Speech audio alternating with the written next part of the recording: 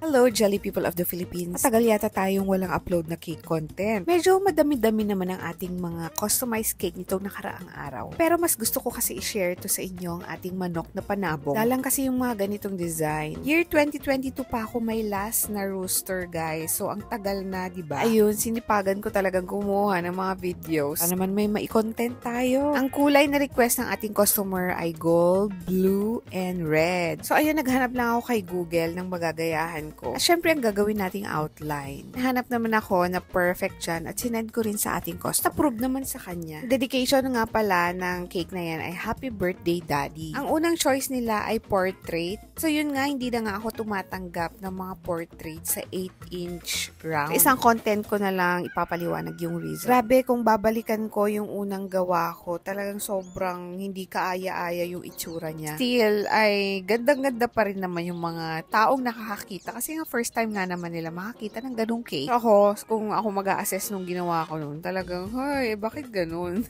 Malaking bagay talaga yung masipag kang mag-practice, ganyan. Lagi kong inuulit to, pero totoo yun. At syempre, isama mo na rin yung mga pag-a-attend mo sa workshop. Kahit mahal nga yung mga workshop, worth it naman, di ba? Please, napapakinabangan. Pero alam nyo, may struggle din ako dyan. Hindi ko nakuha masyado yung sa ulo ng manok. Mukha siyang cartoon character na manok. Mas ang liit nung parang, ewan ko kung anong baba niya ba yun.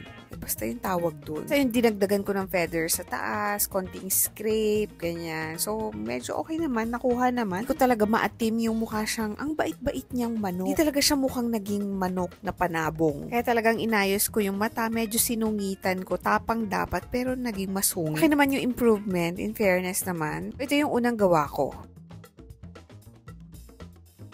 At ito naman po yung ating manok for today's video. Thank you so much, Ma'am Casey, for your order.